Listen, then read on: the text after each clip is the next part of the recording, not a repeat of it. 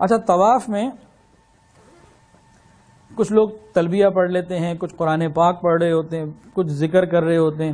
بھئی ذکر بھی افضل ہے، قرآن مجید بھی عبادت ہے، تلبیہ بھی عبادت ہے، لیکن تلبیہ کا تو یہ وقت ہی نہیں. لیکن تلاوت اور ذکر کا بھی یہ موقع نہیں. یہ تو مانگنے کا موقع ہے، یہاں مانگنا ہے. یہ موقع ہے مانگنے کا، یہاں مانگنا ہے اور خوب مانگنا ہے. پورے اس میں اللہ سے مانگے. کیا مانگے؟ کس زبان میں مانگے؟ جس مرضی زبان میں مانگے اور جو چاہے مانگے، اور موقع محل کے مطابق مانگے تو بہت ہی اچھا. بیت اللہ شریف کا طواف کر رہے ہیں تو اللہ سے مانگے، یا اللہ تیرے گھر کے چکر لگا رہا ہوں، اللہ اب در در کے چکر لگانے سے محفوظ فرما. اللہ تیرے گھر کے چکر لگا لیے، اب مجھے لوگوں کو چکر دینے سے محفوظ فرما.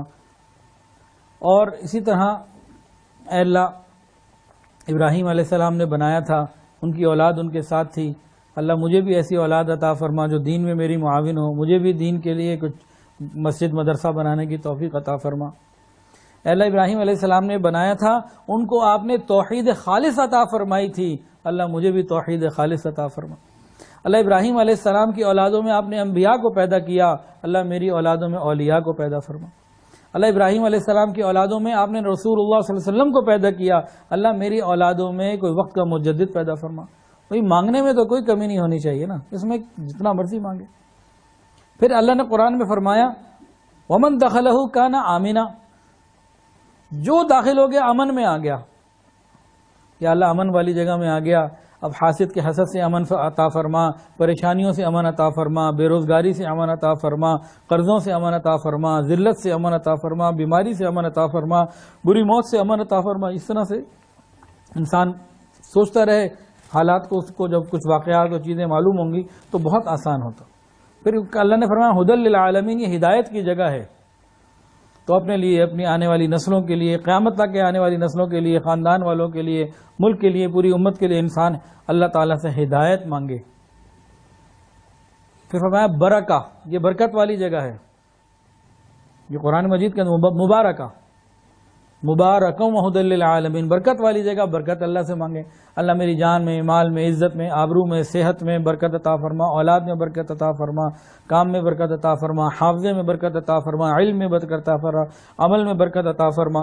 تو اس طریقے سے انسان جو ہے وہ اللہ سے برکتوں کو مانگے تو اللہ تعالیٰ ضرور عطا فرمائیں گے.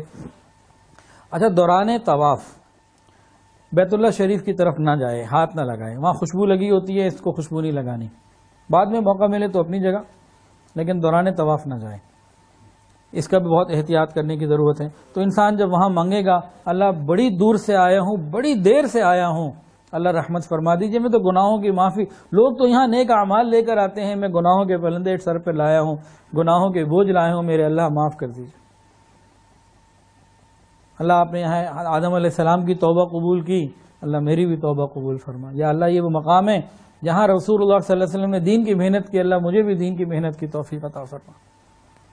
تو اس طرح انسان اس طرح سے مانگے اور سیکھ کر کرے.